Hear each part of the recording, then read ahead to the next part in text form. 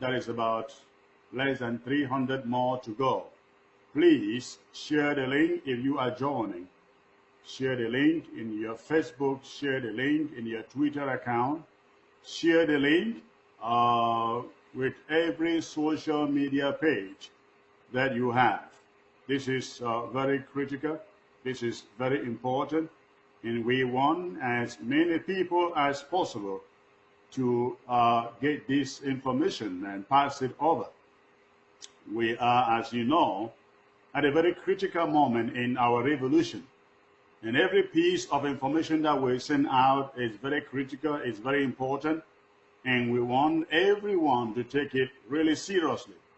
We have over 440 live right now, 420 live, 447, 450 live right now. Again, once we hit 700, I will start the broadcast live. So please keep on sharing the link. Share the link. Share the link in your Facebook, in your Twitter, every social media account that you have. Please do so. I see some people are asking questions. Unfortunately, today, I do not think I'm going to take questions. Sometime, maybe Friday or on Monday, I should be able to take questions because I have really some other commitments that I have to engage in right after this broadcast. So I won't be able to take questions today. But you can rest assured that we at the interim government, we are doing everything we can do at this moment to make sure that there is continuity in this revolution. Nothing is going to stop us moving forward. Nothing is going to stop us continuing the business of the revolution. Just imagine if we were to end it today. Just imagine if we were to stop it today. What happened to Mancho BBC? What happened to all those close to 1,000 people, excluding those who were taken there from Nigeria? What happens to them? What happened to those who are handicapped, shot by troops from La République du Cameroon? So please, we are not by any inch thinking of terminating this revolution. If anything, we have already just started. So right now we have 732 people live watching. And please, I want to appeal to you, keep on sharing the link. Share the link. Let's get as many people as possible to get this news. Having clocked 770 people right now, I won't be doing justice if I keep you waiting the more. And so I'm going to go right into the broadcast, into the message right now. We have 808 people. And so I won't be doing justice if I keep you waiting. I am going to give you the message right now.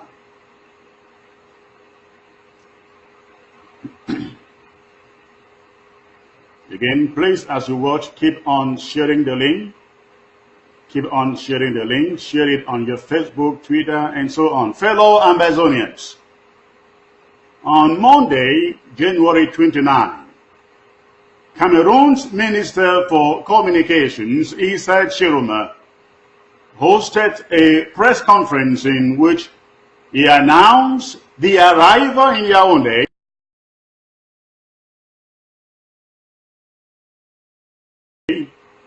of the abducted leaders, including our president, Sisiko Julius Ayok-Tabe. Mr. Chiroma said one thing that didn't add up. And there was another thing that he just didn't say. Mr. Chiroma said the abductees in their possession are 47 in number. He didn't read their names, and neither did he present any photo evidence of them in his press conference.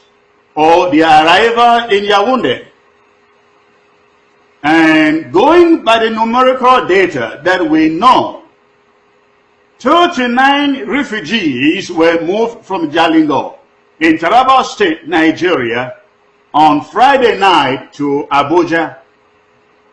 We were then made to understand that the 12 leaders of the southern Cameroon, including Sisiko, Julius Ayoktabe, were then added to the 39, making the number to add up to 51 people.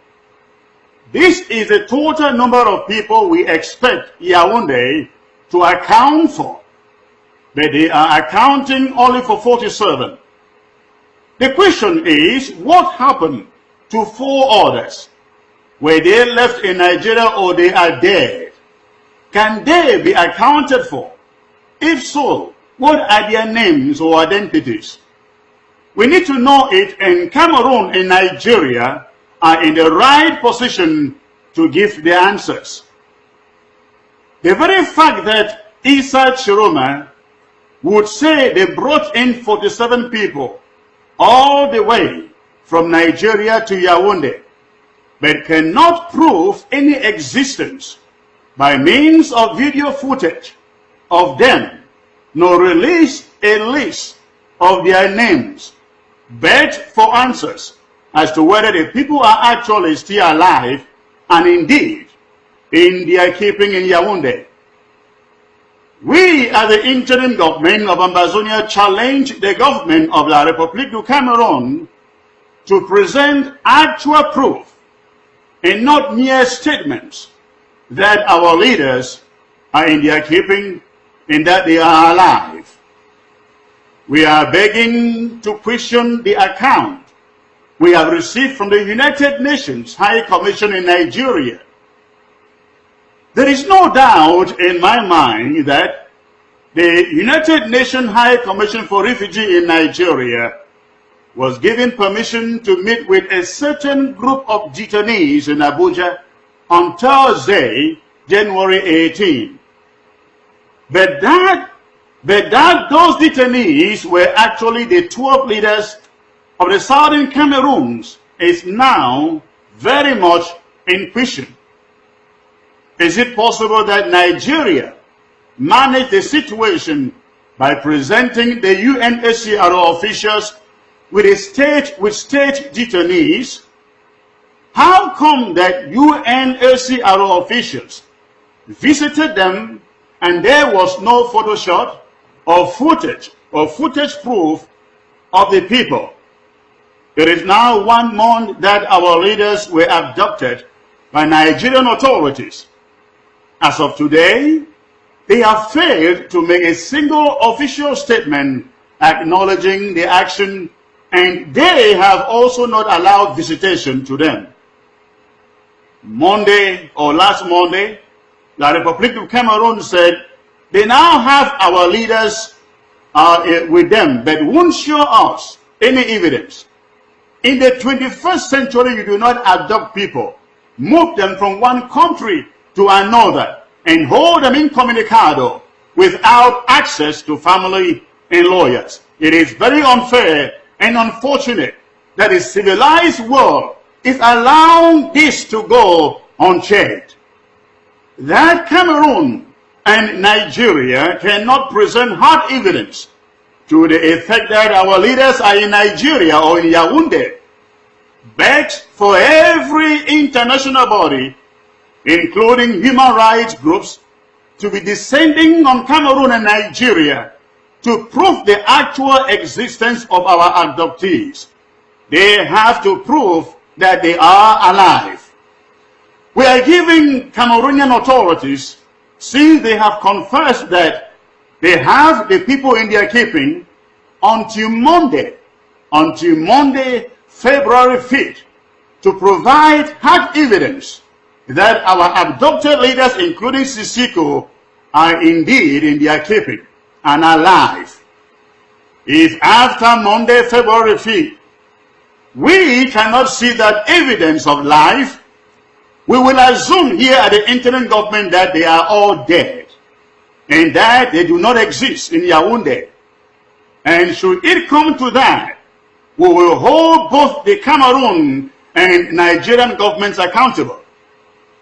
And Rwanda, let me state it again, Rwanda will be a mockery of what will happen in Cameroon if our leaders cannot be accounted for.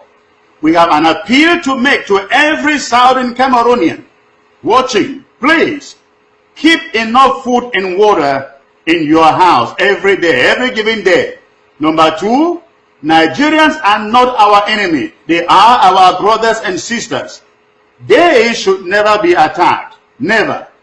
Their government is the problem. Number three, watch out for traitors among you and look out for one another. We are all in this fight together. Number four, there shall be nothing like February 11 celebrations in our country, Ambazonian. Stay indoors and observe the biggest of ghost towns on February 11. And number five, we are warning the political class, especially the SDF politicians, and of course CPD and politicians in our territory. We have no relations with elections organized by La République du Cameroun in our territory. Somebody will go to hell who is found preparing for any form of elections in our territory. And lastly, we are calling on the churches to please put this struggle, put this revolution in prayer. We are at a point of no return, and many things are rough through prayers. Pastors, please call for fasting in your communities, wherever you may be. Pray that God in His grace and mercy will speed up this revolution and bring it to an expected end. The interim government is working hard to make sure the revolution stays its course. Some important announcements will be coming in the days ahead. And lastly, we encourage everybody, every one of us, every Southern Cameroonian, not to depend on rumors, on speculations, and on innuendos coming out from the social media as gospel truth. There are speculations and theories circulating on social media, and some of them even mentioning me or my name, that our leaders are still in Nigeria. We at the interim government cannot confirm that information. We believe it isn't true. Our sources, lawyers, and the United Nations officials in Nigeria have confirmed that our leaders are not in Nigeria. Unless proven otherwise, we have no reason whatsoever not to believe them. Besides, Yaoundé has said they have them. That's all we know, and we want Yaoundé to prove it. Remain steadfast in the struggle. Refuse to give in to fear. This crisis will certainly birth something good for this revolution, and we cannot be seen to want to chicken out at this moment. We will live free or die. Thanks for listening today. I am Chris, and again, thanks for watching. And please, I hope that this information brings some rest to some rumors going on that our leaders are in Nigeria. Again, we cannot confirm that information that our leaders are in Nigeria.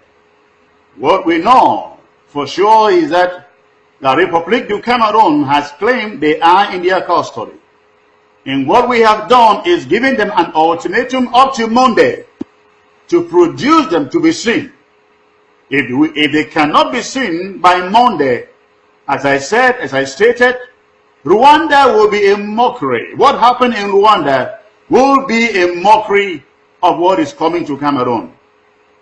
In a few days, I will be coming back to you to enlighten you, to inform you and update you of what the interim government is doing in this situation. Announcements are coming up. Please do not torment yourself with emotions and sentiments. The interim government is fully in control. The interim government is working, and we shall be making some announcements in the days ahead. Thanks for watching.